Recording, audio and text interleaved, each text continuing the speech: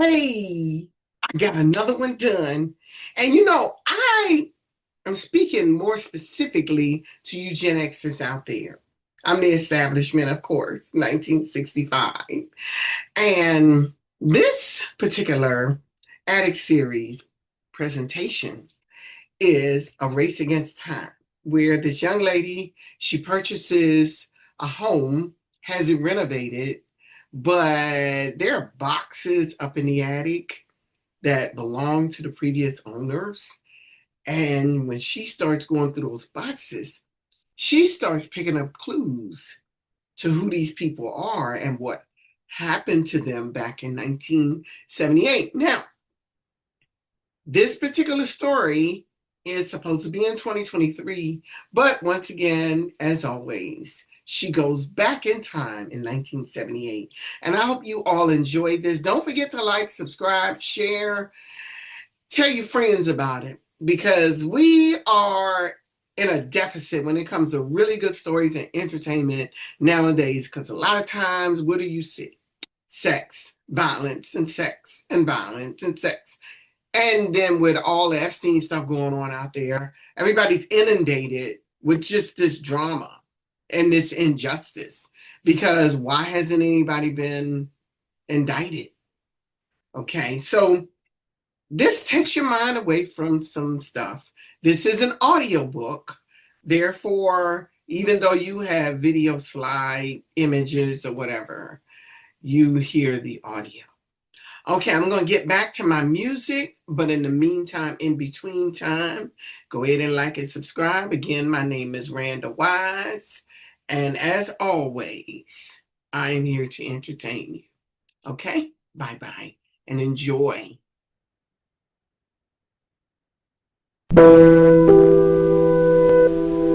What is time? What is space? What if time was only in the mind? With respect to where we are, you will find that time could only be what you perceive as you go back in time in the Addict series.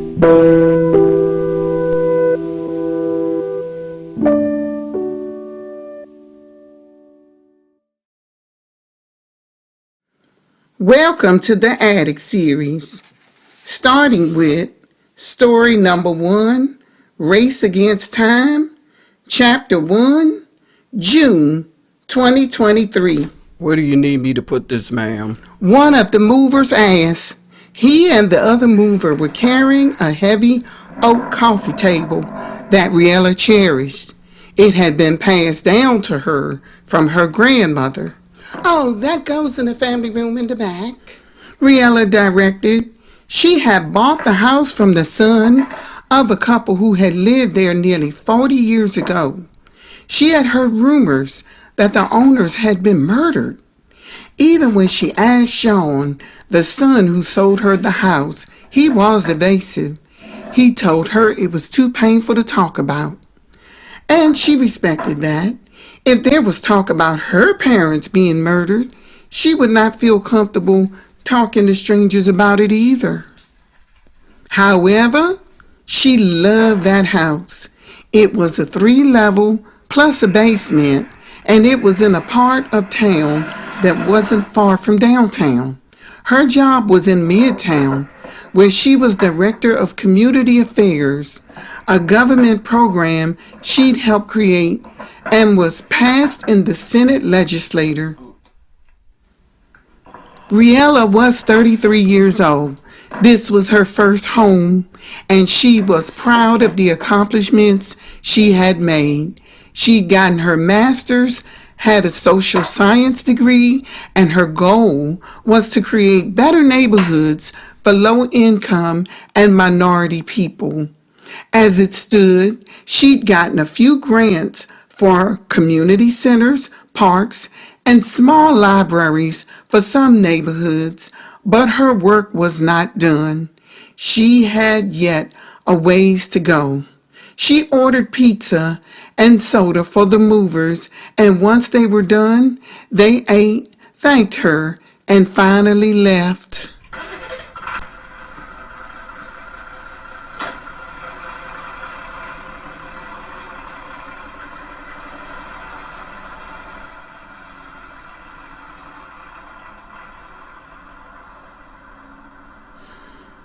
She could finally relax. She sat in the window seat of the master bedroom and watched the truck drive down the street until it disappeared around the corner.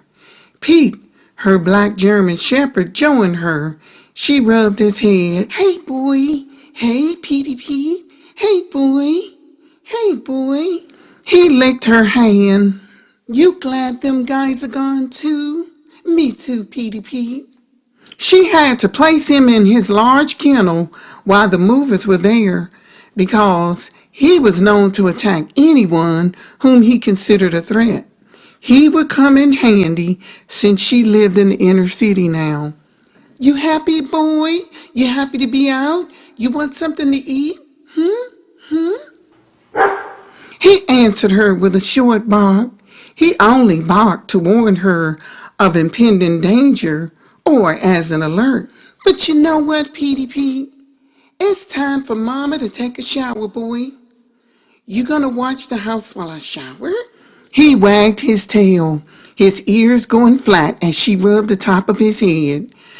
Before she was even able to make it to the master bedroom, the phone rang. It was her best friend, Francesca. "Hey, friend. Are the movers still there?" "No, child, they are gone." "Well, I know you glad." "Oh, you know I am. You tell me." "So, you enjoying your house?" "Oh, yes, I am. I have a lot of work to do, like, with my curtains and everything, but yes, I am." The row house she bought was over 50 years old, but she had it remodeled. Everything from the floors to the appliances, from the roof to the bathrooms was remodeled or replaced. She loved the neighborhood because it had character. Children played outside. There was a corner store, and many families occupied her neighborhood, giving her the picture of what most people who grew up in the 70s and 80s considered the good old days. There were even older people who had lived there for decades. I would have come over and helped you if I didn't have this heating pad on my back. Girl, my back's been killing me all day. Oh, no. Girl, don't worry about it. I definitely would not have wanted you risking hurting yourself again. Well, I can't wait to get over there and see the end result. Yeah, but I haven't hung up the drapes in some of the rooms yet. I'll come over and help with whatever I can, though, Okay, but I'm going to call you back. Because I'm about to get in the shower, girl. Okay, yeah, that's cool. Well, just call me back, okay? Once she was done, all she wanted to do was relax with a book after going over some reports for her job. Pete stood in the hallway, barking.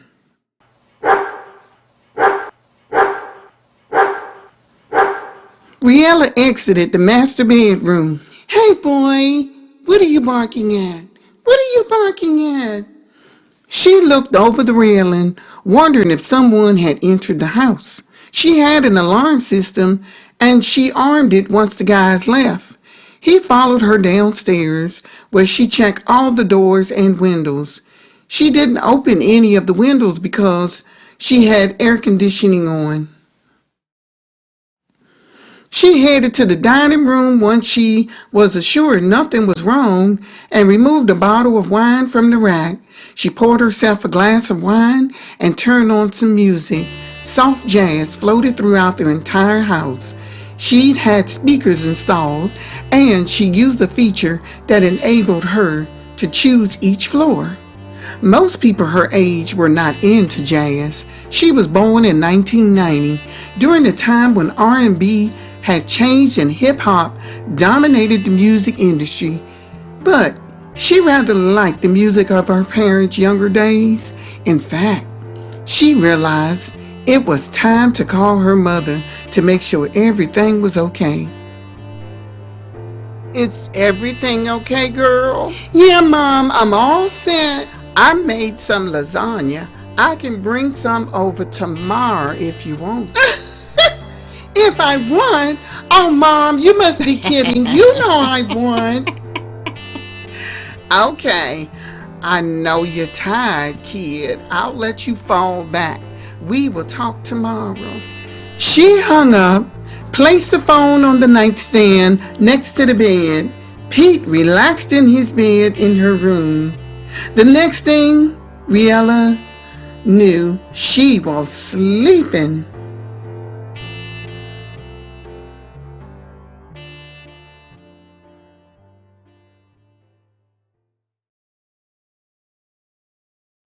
Race Against Time, Chapter 2. Riella was awakened by the bark of her dog. She opened her eyes. Her laptop was on the bed next to her and had timed out. A half glass of wine on the nightstand, and the book she'd attempted to read earlier was turned over flat, open at the page where she stopped. At first, it was hard to determine where she was. The blinds in her room were still open, and she could see the street lamp. It was dark outside.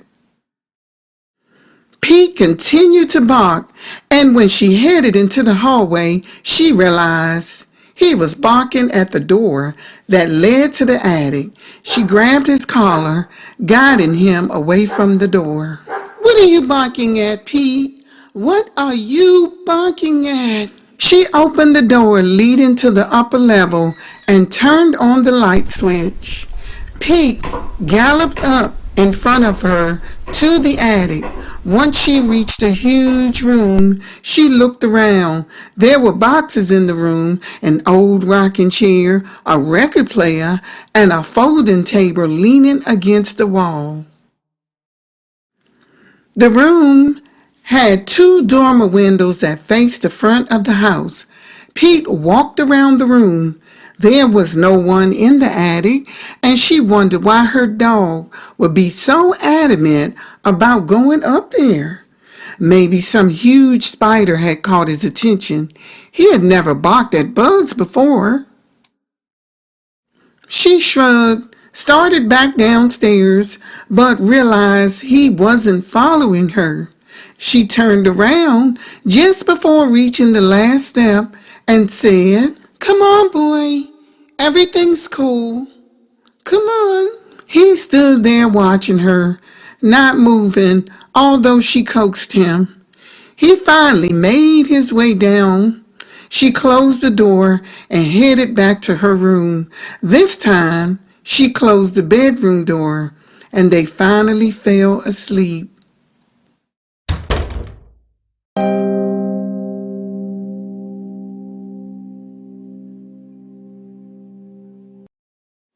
"Hey, how's your back?" Riella asked Francesca Monday morning when her friend came into her office and sat down in front of her desk. "Much better, girl, much better. You need to tell Andrew to take it easy on you. Tell him you're getting too old for all that." She was speaking of her friend's husband. Francesca laughed loudly. Shh. Friend, close the door if you're going to get that loud. Francesca closed the door and resumed her position. Girl, I'm laughing because I wish Andy would get down like that. You know he's over 40 now. Francesca was only 31. Told you not to marry that old man. Ouch, Reed. Well, I'm just saying. The phone rang. Francesca excused herself, left the office, and shut the door. "Hey, Malik, what's up?" I just wanted to call and tell you thanks for getting us that grant. Malik had appealed to her office to rebuild the neighborhood where he lived. He'd been in the military and was on a mission to get rid of the drugs and violence. Well, you are welcome, Malik, anytime. I would write a letter, but I'm better at telling people in person directly. Yeah, I get that. I do. Okay, so we received a huge donation of books the main library downtown was getting rid of. We're adding a small library slash bookstore in the building Ooh. where Rock Store used to be. Oh, Malik, that is so wonderful. That is a good goal. Thank you, Riella. We do need more law enforcement down here, though. You think you can do something about that? I can look into appealing to the sheriff to see what they can do. Whenever something good gets done, people like to take credit for it. So this might be a good time for him to come in and, stick his Yeah, chest out a little bit. yeah, okay. Well, thank you for that, Riella. You are quite welcome, Malik. Anytime, call me anytime you need to. Riella didn't make it home until after 6. The first thing she did was put on her sneakers and take Pete for his walk. Once she was done, she headed into her house. Her mother had placed a pan of lasagna in the fridge. She opened it and took in the smell. She read the note her mom left on the fridge. Riri, I left the food in the fridge. Couldn't stay. Your daddy and I are going to a play tonight. Love, Mom.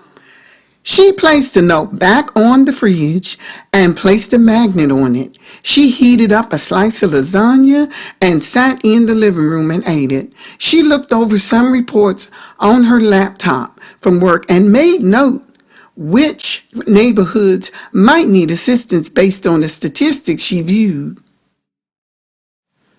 She found herself still awake by 10 p.m.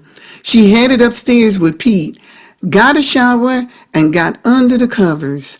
The AC was cold, and she had to turn it down. She had replaced the unit before moving in, and it didn't take long to cool that house. Race Against Time, Chapter 3. The barking woke Riella up around 2 a.m. She couldn't reckon with the noise, so she tried to hush him, but he wouldn't stop. He had gotten out of his doggy bed and was in the hallway barking again. She headed out to the hallway.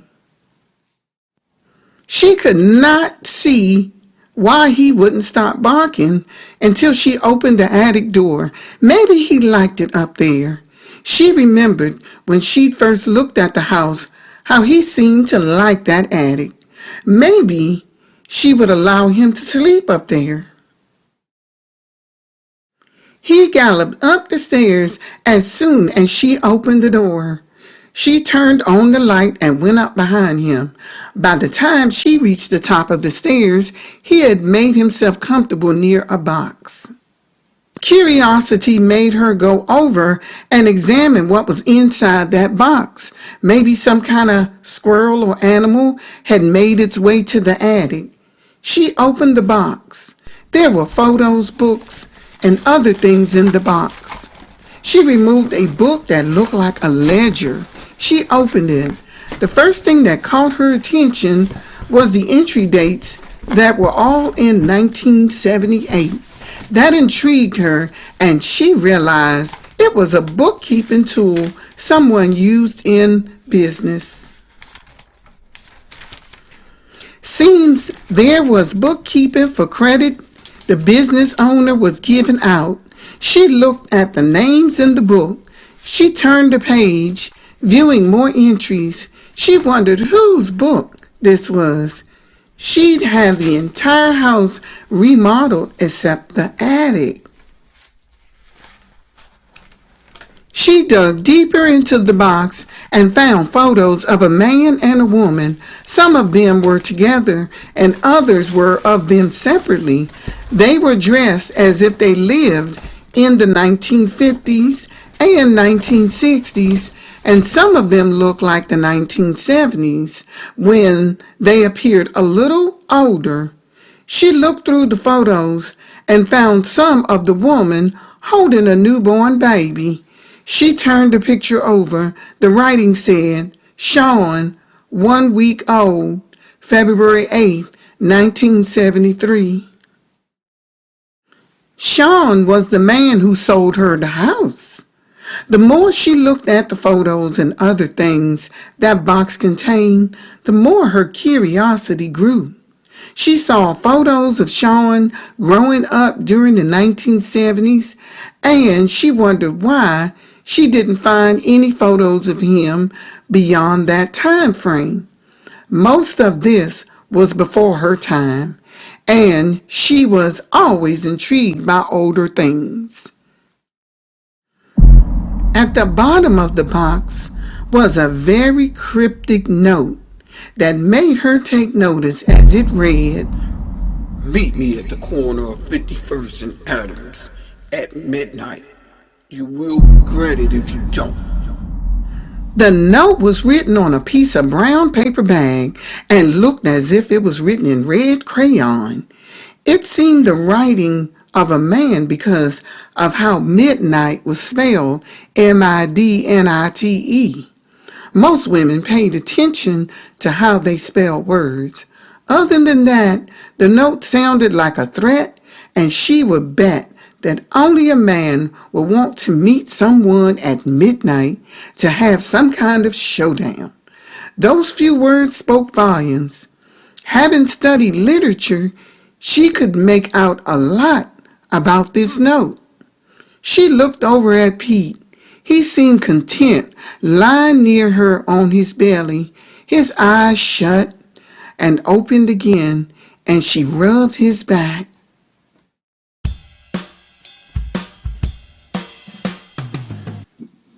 Riella pulled up at the corner of 51st and Adams, which was only about 8 blocks from where she lived. She sat in her car watching, wondering what she would find on that corner. A man approached the corner and looked around.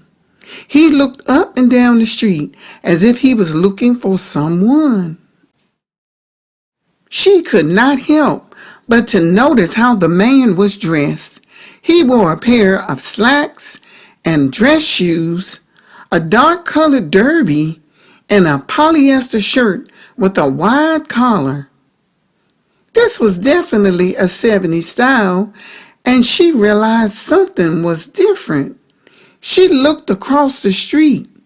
The cars looked old, and a coffee shop she was familiar with was a furniture store. She spotted a TV in the window of the store. It was an old box-style TV from the old days. She turned on the radio, and a song she could swear was a Temptations jam came on. She became frightened by the scene around her. Nothing on that street looked familiar anymore. It had been gentrified, and Adams Street of 2023 looked nothing like it did now. How did she end up there? She saw headlights in her mirror and realized a car was pulling up behind her. The driver got out and approached a guy on the corner. Riella rolled down her window, curious about what was going on. Listen, I don't know what you got me out here for, but I done told you I'm not going for that groove, man. The man who got out of the car spoke up. You can make plenty of money. I'll even give you a higher percentage. The other man spoke up. My store is not going to be used for your illegal activities, Stoop. You're going to do it. Stoop said, grabbing the other man in the collar. The other man broke away from him and said, Get your filthy hands off me. He pushed Stoop away from him. You're going to be sorry if you don't. Is that a threat? You threatening me? Huh? The man who got out of the car said as he started pushing Stoop several times until his back was against the wall of a candy store that was no longer there in 2023. Stoop pushed back. The man who got out of the car started walking back to his car. Phil! Man, I ain't mean it. Phil! But Phil ignored him, got into his car, and drove off. Riella watched the car head down the street and turned the corner. Stoop stood there another few minutes until the car was gone. He then walked across the street to a phone booth and made a call. Riella could hear him talking. No, he ain't trying to help, but I'll get him to do it. Don't worry. After that call, Stu walked down the street and around the corner. Riella closed her eyes, absorbing what she just witnessed. She didn't know how she ended up in that scene. Race Against Time, Chapter 4. Riella heard her phone ringing. She opened her eyes. She didn't realize she'd fallen asleep at the window of the attic. It was daylight. She realized she was still in her pajamas. Then it dawned on her. She was late for work. She hurried downstairs to her room, but the phone stopped ringing. She had 7 missed calls. 4 of them were from Francesca. 1 was from Bishop, her boss, and 2 were from her mother. The last call was from Francesca. She called her back. "Where you been on fly flipping day?" bellowed Francesca's voice. "I don't know. I overslept." I say, you been oversleeping all day, ain't you? Riella looked at the time of her Apple Watch. It was almost 5 in the evening. "Oh my goodness. I don't know what happened." "Well, your mama says she's on her way over there right now. I told her to go check on you. I've been trying to call you all day." Riella heard her mother enter the house from downstairs and told her friend goodbye. Ree, Sarah called from downstairs. "I'm up here, Mom." Her mother made her way up the stairs.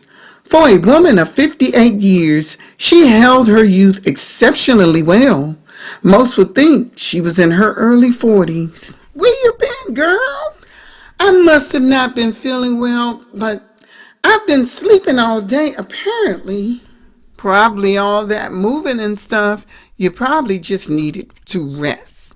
You went right back to work. You should have taken a few days off." She headed down the stairs behind her mother. Sarah opened the fridge and said, "You still got some lasagna left. You eaten yet?" "No, I've been asleep." "I was having this weird dream." Her mother looked concerned. She stared at her daughter. She placed her hand on her forehead. "I don't have a fever, Mom." Riella felt a little embarrassed. "You know, when you were a kid, you would have bad dreams whenever you were sick." "I didn't say it was a bad dream, Mom. I said it was a weird dream." "All dreams are weird, child." But her mother wouldn't understand. That dream felt more than a dream. She was there. She could feel it. Most dreams didn't give a play-by-play account, like the scene she saw before her. Most dreams were incoherent, but there were too many details for her to think it wasn't real. Or was it? At some point, she could not make heads or tails out of it anyway. Sarah stepped into the living room, turned on the TV. "We need to liven this place up. I'm getting worried about you, Riella." "Worried? Why are you worried about me, Mom?" "'Cause you ain't got a man. That's why I'm worried." "Oh, please, Mama, don't start that again. I am happy." "I didn't say you weren't. But all your friends are married. Even Fran got herself a man. An old man, but a man nonetheless." "Mom, you're so crazy." She wasn't going to get married just because her mother said she should. But some of her friends were not happy. To her, marriage wouldn't bring guaranteed happiness. Besides, her mother was from the old school. She and her mother talked until the older woman left. That night, Riella made sure her bedroom door was shut. when she went to sleep that night so that Pete wouldn't wake her up barking at the squirrels running across the roof. That was probably what alerted him. She did not need to miss another day of work because of being up all night. She had a meeting the next morning and she needed to be fresh. Chapter 5, Race Against Time. After hanging out with Francesca and Andrew, Riella headed home Friday night. She stepped out of the car. Pete was there to meet her at the door. I know, Pete. I know. I'm about to take you out right now. I'm sorry it took me so long to get home. She set her purse on the dining room table, grabbed his leash, and headed back out the door. She held her phone in one hand and his leash in the other. Once Pete did his business, she headed back to the house after scooping. Time someone moved in there. She heard a voice as she headed up the steps leading to her porch. The evening was warm and people were sitting on their porches and out for evening strolls. At first, she didn't notice the person sitting on the porch because the light was not on. As she got closer, she noticed a man who looked to be in his mid-70s sitting there. She reached her porch and said, "I'm sorry, sir. What did you say?" I said, it's about time someone bought that house. Kathy was so happy when we found out you bought it. I'm not sure what all that means, sir. Nobody wanted to buy the house. Sean lived in it for a few years, but he moved out about 4 or 5 years ago. To her, he wasn't saying what he really meant. It was like a riddle that she was supposed to figure out. And then she asked, "Well, what's your theory on why nobody wanted to buy this house?" He took a puff from the cigar he was smoking. Don't know. I know Phil and Bessie were good people. Sad they died so early in Sean's life. Each statement drew more curiosity out of her. How did they die? He shook his head. Tragic. Tragic. It was tragic. Murder? She asked, echoing the rumors she had heard. I'd rather not talk about it. With that, he stood, headed into the house, and shut the door. Riella wondered what all that meant.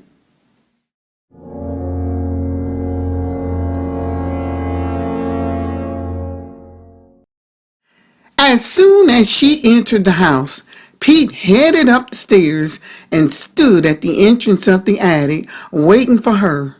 She made her way up the stairs. She opened the door, turned on the light, and he hurried up ahead of her. She headed to the box and resumed her investigation. She pulled out another ledger. Seems there were a few of those. Apparently, this man owned a business, a store of some kind. She found written receipts for produce, canned goods, bread, eggs, deli meat. She discovered black and white pictures of him and his wife standing in front of a store called Lowell's Grocery.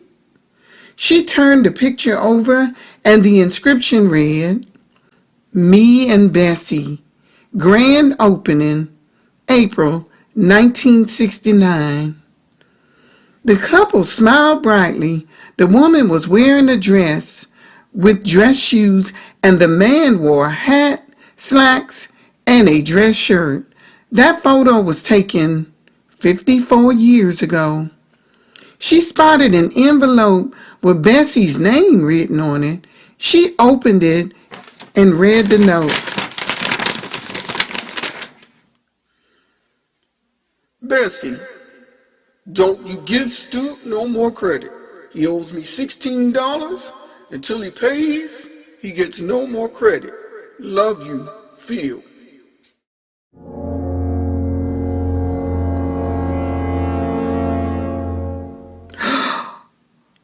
The man in her dreams' name was Phil. That made her stop cold. She stared out the window.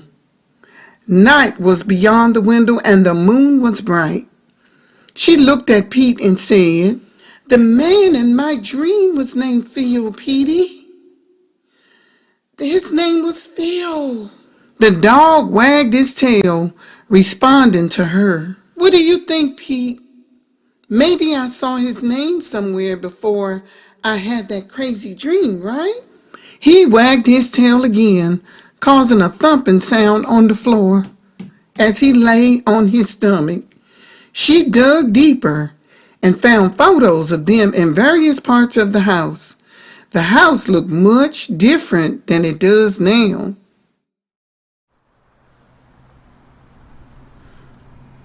Riella headed down Adams Street walking Pete. He wanted to go out. It was midday. She headed to Lowell's grocery store. A woman stood behind the counter. That's when it dawned on her.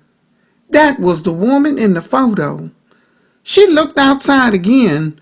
The cars were old and everyone dressed in styles of decades ago. That's when she realized she was no longer holding Pete's leash. She looked down. Her dog was not there. "Do you need something, honey?" the friendly woman asked. What is your name, if you don't mind me asking?" "My name's Bessie Lowell, and you are?" "I'm Riella Callum. You just moved to the area. Where are you from?" Ma'am, I'm from here." "Child, you look like you from somewhere else." That's when Riella looked behind the woman and noticed the calendar. It was May 1978. She looked at the woman again and said, "It's 1978? Bessie looked perplexed. Yes, it is." Riella looked around the store. The floor looked like a black and white checkerboard. Canned foods lined the shelves. There was a butcher station near the rear. Bananas, apples, and oranges were in baskets in one of the aisles, while bread and jars of peanut butter and candy were in the middle aisle. "You want to buy something?" Bessie asked. Riella decided to buy a newspaper. "That'll be 25 cents, honey." The door chimed and Bessie looked frightened as she noticed a person. A man entered. He was wearing a pea green shirt and black slacks. He held a lit cigarette. "Stoop, you know there's no smoking in here." "Oh, no. I just need to buy me a pack of cools and I'll be right back out." "You got money this time?" "No. Put it on my tab." "Phil told me not to give you no more credit. You owe us $16. "Oh, come on, Bessie. You know I'm good for it." Riella looked to her right and saw Phil coming from the back of the store. He approached Stoop. "You need to pay off your tab, Stoop. Well, don't come back in here. Man, we go way back, and now you done got all up. Just because we go way back don't mean you got to take advantage of me. And when you want something, you don't go to my wife. You come to me. You want your money? You want your money? Fine. Stoop reached into his pocket and pulled out two $10 bills, and they were crumpled up. He tossed them onto the counter and said, "No, can I get my cigarettes?" Bessie grabbed his cigarettes and said, "They're $1.50. She handed him his change. "You wrong for this, Phil.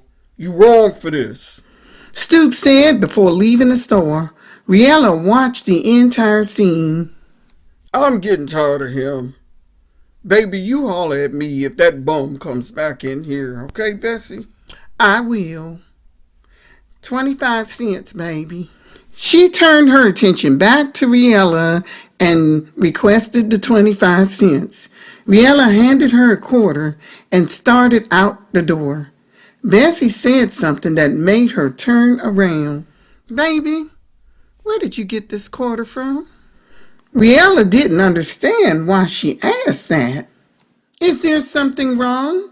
Is it fake? No. This is amazing. What? What?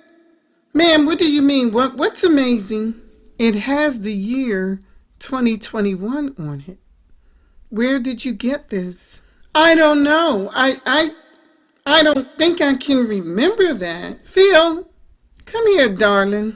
The man rushed from the back of the store, a look of alarm on his face. He headed right over to his wife. Darling, look at the year on this quarter. He examined it and said, Where'd you get this? The young lady right here.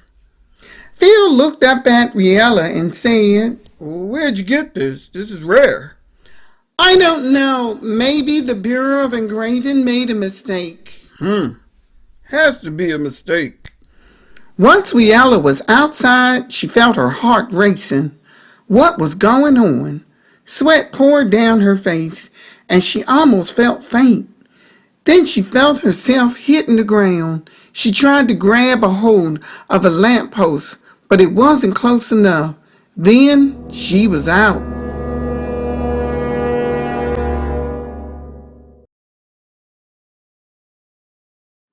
Race Against Time, Chapter 6. Riella woke up. Her heart was beating fast. She was lying on the floor of the attic. Pete was going crazy. She was still in the same outfit she had worn to Francesca and Andrew's house. It was getting dark. The last time she remembered, it was already dark. It was after 9 Friday night. She hurried down the steps, grabbed the dog's leash, and took him for a walk. Her phone rang while she was out walking the dog. It was Francesca. Yo, you still going out tonight? Going where? Huh? Are you okay? Yeah, but what do you mean? We're supposed to be going to see the Darcel Devereaux show tonight. Don't you remember? Oh, yes, I do. You know what? Yeah, I'm going. That's when it occurred to Riella that 24 hours had passed. I know you ain't trying to miss that show. Girlfriend that made a comeback after 3 kids, and this is her age 50 tour. So you know you can't miss this.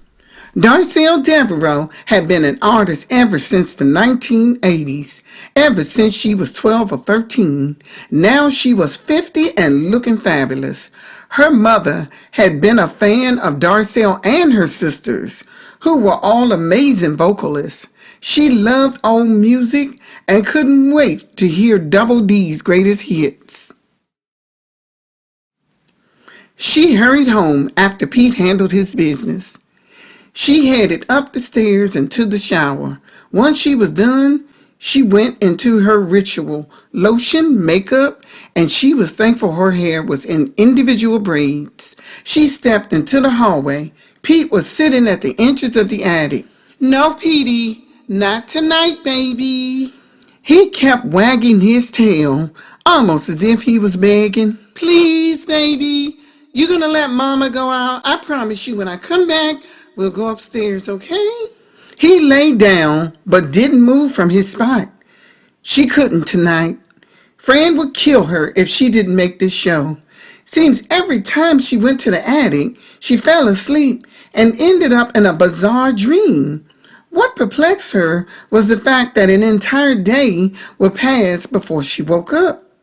She hurried out of the house and to Fran's. She parked her car and they headed to the arena, which took nearly 35 minutes. They stepped out and headed into the crowded arena. Darcel came out with a bang, singing Locomotion. She still looked fabulous and could still dance.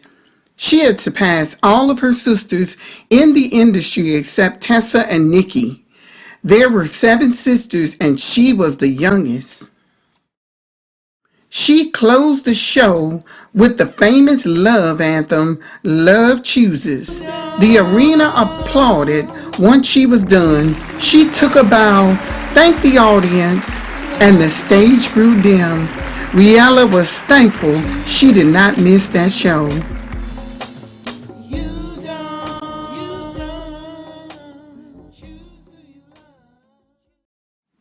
It was almost 2 in the morning by the time they headed home. Traffic was heavy leaving the arena, and they were in traffic nearly 15 minutes before they made it out of the parking lot and able to get on the highway.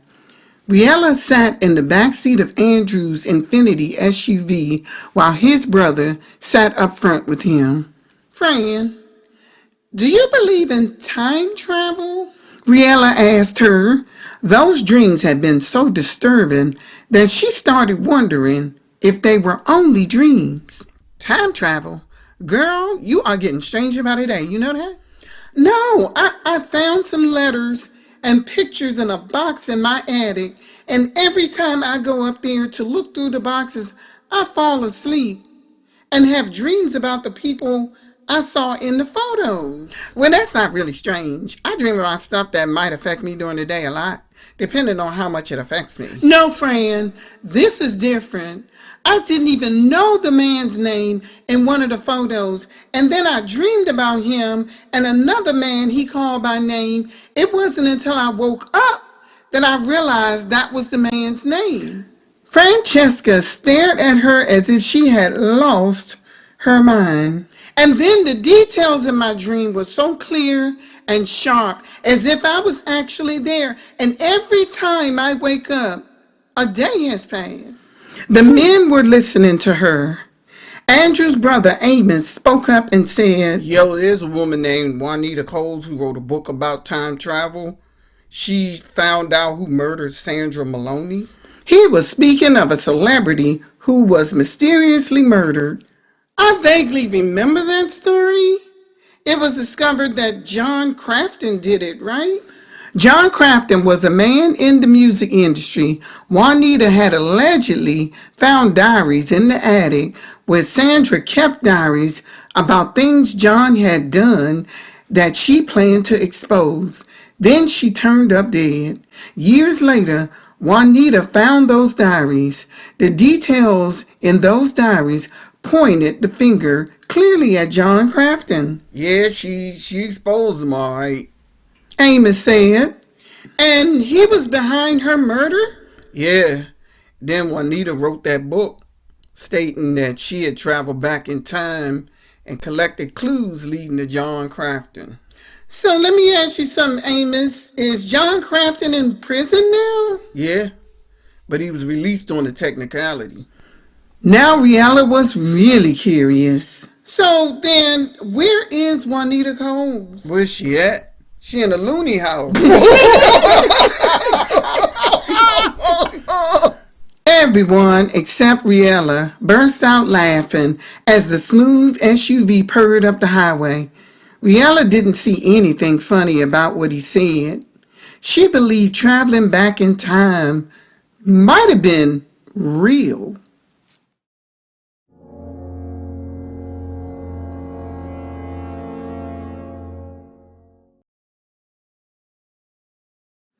Race Against Time, Chapter 7.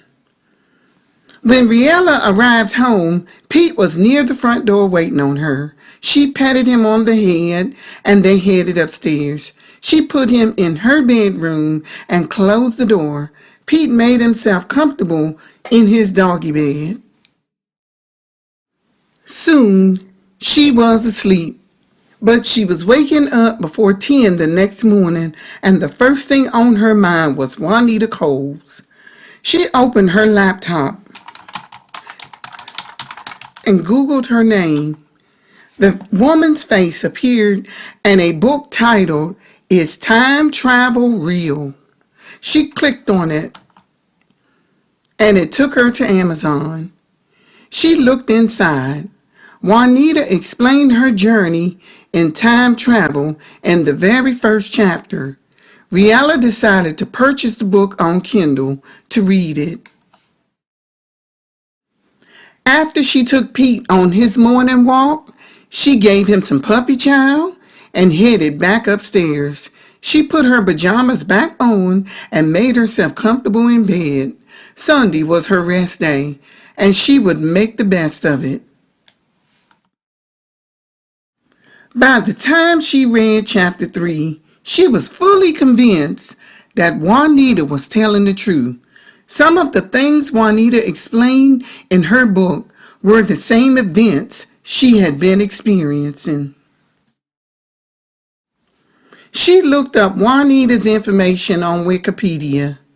She had been released from a mental institution in 2022 after spending nearly 9 years there. Further investigation led her to clues of where the woman lived. She did a fastpeoplesearch.com. Juanita lived 3 hours from her. She bounded from the bed with newfound energy and grabbed a pair of jeans and a shirt. She slipped on her Nikes and grabbed her phone and purse. When she exited the room, Pete was sitting near the door of the attic. "I'll be right back, okay? When I come back, we'll go up again, okay?" He wagged his tail. He followed her downstairs to the door. She pat him on his head before setting the alarm and locking up the house. She hopped into her Nissan Maxima and pulled from the curb. But before she pulled off, she noticed the next door neighbor sitting on the porch watching her. It was a little after 12 noon, and she figured she would get up to Juanita's house before 4. Riella pulled in front of a huge house in the country. There was a 10-year-old white Grand Cherokee parked in the driveway. The front door was open, but she couldn't see inside the house because of the screen door. She listened, making sure there were no big dogs on the property before cautiously and slowly opening her car door. Her footsteps could be heard as she walked up the gravel. She didn't want to approach quietly. She wanted to be heard. She walked up the creaky, wooden, light blue steps that were badly in need of a paint job. The porch was also wooden. An old rocking chair sat on one side of the door and a green plastic chair on the other side. A small glass table was beside the green chair and plants were on the porch. She rang the bell. An older woman who looked to be about 70 approached the door. Her hair was a mix of silver and dark brown and was pulled into a bun. She wore a green blouse and stood about 5'4" and probably only weighed about 130 pounds. The woman didn't look anything like Juanita Coles, and Riella wondered if she had the correct address. "Hi, my name is Riella. Listen, and if you're selling something, I'm not interested." The woman cut her off. "Oh, no, ma'am, I'm not selling anything, but I was looking for Juanita Coles. Would this be her residence?" The woman stood at the door, not seeming to make a move to open the screen door. She narrowed her eyes at Riella and said, "What is your name again?" "Riella Callum." "Do I know you?" "No, ma'am. No, you don't know me." "Where are you from?" "I'm from Whitmore." "I see. Where do you work?" "I'm Director of Community Affairs." "Impressive. Well, Juanita is here. Not sure if she feels up to talking or not." Then she turned and called Juanita. "Juanita, there's a young lady here to see you." "About what?" She heard the voice further inside the house. The woman turned back to Riella and asked, "She wants to know your business here." "It's about her book." The woman left the door after saying, "Hold on, please." She disappeared around the corner. Riella could hear muffled voices before the woman returned to the door, unlatched the lock, and opened it. Riella let out a sigh. She was sure the woman wouldn't want to see her. The older woman led her to the back of the house. Juanita was sitting in a chair in a sun porch. A white cat was on the small table next to her. Juanita looked up. "Hi, my name is Riella Callum. My mother told me. What can I do for you?" "Have a seat first." Riella sat in the chair facing her. "I'll be in the kitchen, Nita," her mother said before excusing herself. I purchased your book this morning, and I was here to talk to you about it. Let me guess, you had some experiences. Riella was taken aback. Juanita read her expression and added, "I don't think you would be here if you hadn't." She wondered why this woman had been sent to a mental institution. She was as sharp as possum's teeth. "Well, yes, I did." "Explain to me what happened," Juanita said after nodding shortly. Riella gave her an account of how she'd gone into the attic and the information she'd found. "It just seemed like I went back in time. You know what I mean?" "Seems? You did." "You think I did?" "You did. I remember the murder of a store owner over there in your county. I remember that murder." It dawned on Riella that Juanita had to be at least 50. But they never did find the rascal who did it. "So do you think that might be what I'm supposed to do?" Riella perked up, sliding to the edge of her chair towards the woman. "Maybe, but be careful who you expose."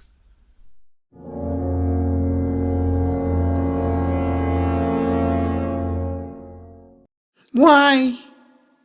Is it dangerous?" "Let me explain something to you." Juanita continued petting her cat with her left hand. "Some of the most bizarre things are true.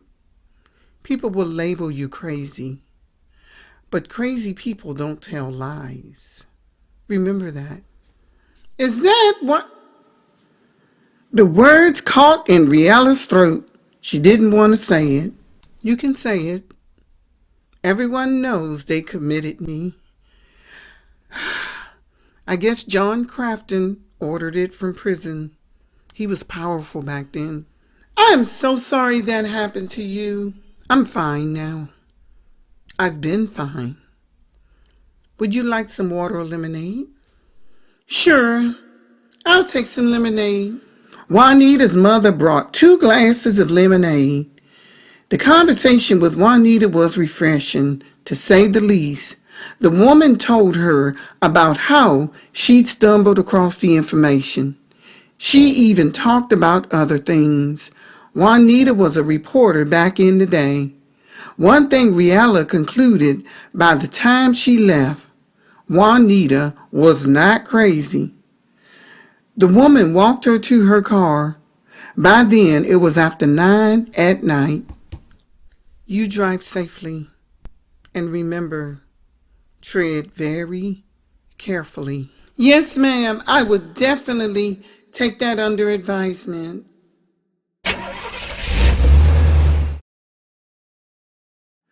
Race Against Time, Chapter 8.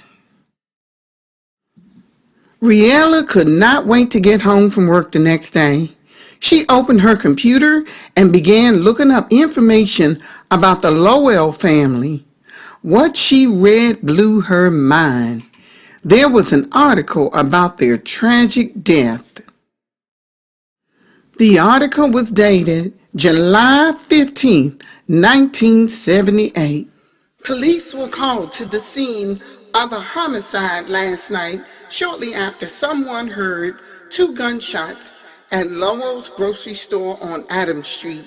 When police arrived, they found 39-year-old Philip Lowell and his 35-year-old wife, Bessie, murdered. Police have no clues as to who murdered them. Whitmore County Sheriff is asking anyone who has information on this to please contact them. The couple leaves behind 5-year-old Sean Lowell. Their only child, Bessie's sister, Adriana Stout, is offering a $1,000 reward for anyone who has information that will lead to the arrest of the murderer of her sister and brother-in-law. She headed up to the attic, and Pete seemed more than ready to head up there with her.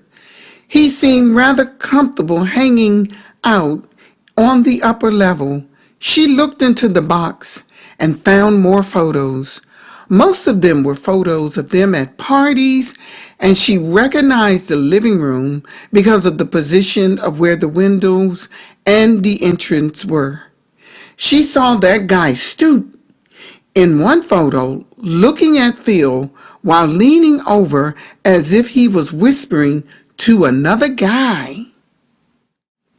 She paid close attention to Stoop in every photo of him. Something about this guy spoke volumes of him being a criminal. She happened to look up in the window seat of one of the dormer windows and spotted the paper she had bought from their store the other day. When she picked it up, it was no longer brand new. It was worn and had a yellowish color. Now, how in the world did that happen? Why is this paper looking so old when I just bought it the other day? And it wasn't like she had already leafed through it. She picked up her phone and called Francesca. Hey girl, what's up? Francesca, I might not be in tomorrow. Ooh, you okay? Yes, I'm okay. You know, I paid Juanita Cole a visit yesterday, Sunday, Why are you just not telling me this? You went to her house? Yes, I did. Alone? Oh my goodness. Oh my goodness. Yes, alone. Fran, come on. No. I just can't believe you made it out of there alive. Oh, you got jokes. So, no, seriously though. Are you taking off so you can go visit her again? I didn't even know she lived that close. It's nearly a 3-hour drive. Oh, okay. So, what is she like? She's quite normal, believe it or not.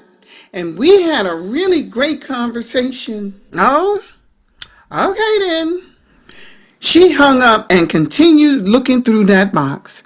She ran across a note from Phil to his wife, and it read, Betsy, we have to go over the books tomorrow, so we will probably have to stay later in order to close out and send notices of outstanding tabs. Riella stared at the note. She turned over the piece of paper and realized it was a receipt. It was dated July 13, 1978. Then she remembered the murder happened on July 14th because the news article was the very next morning on the 15th.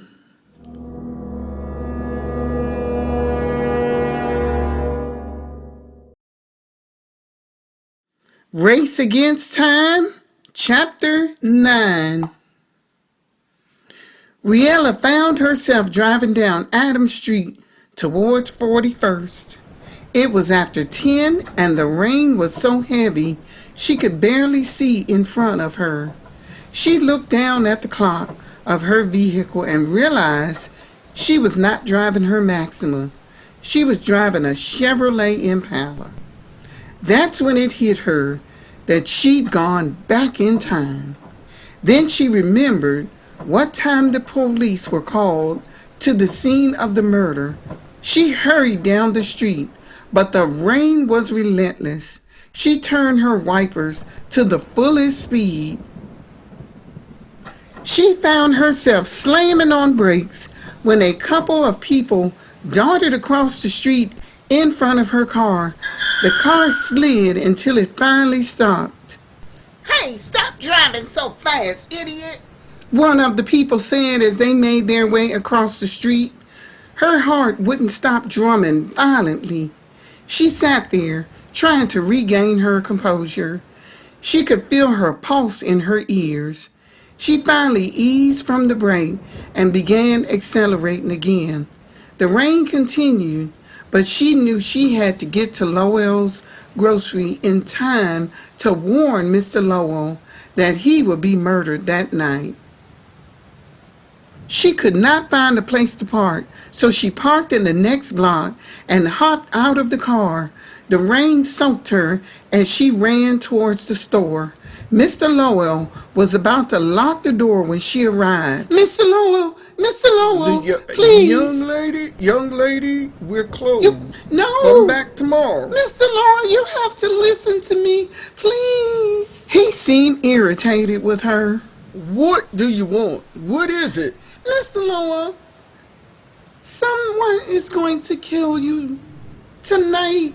Young lady, are you all right?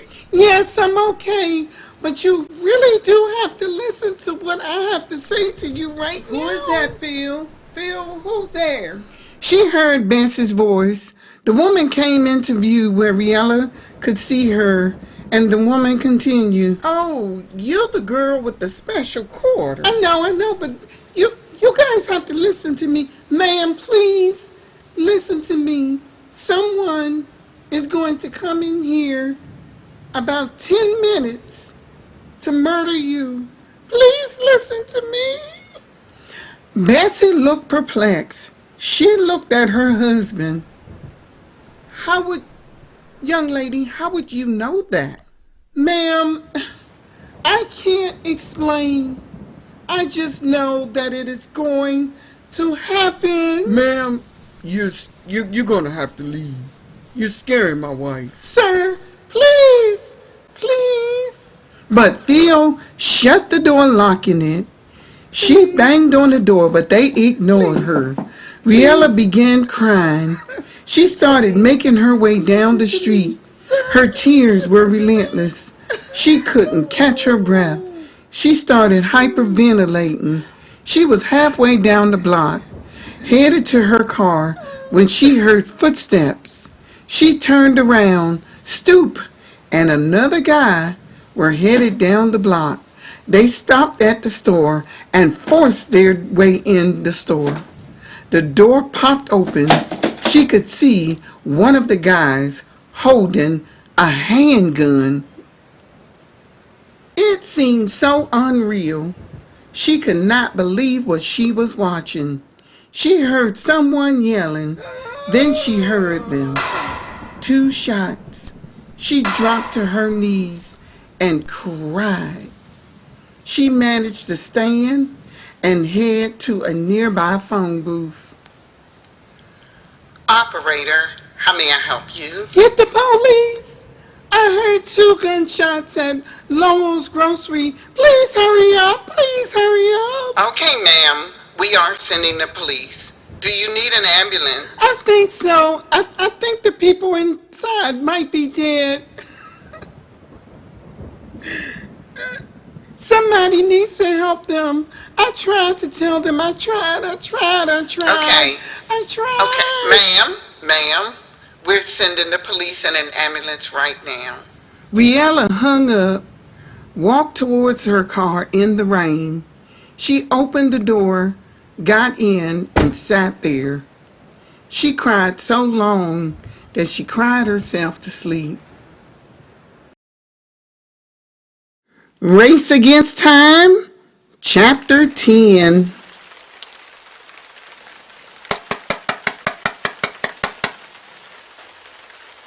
Riella was awakened by short taps on her window.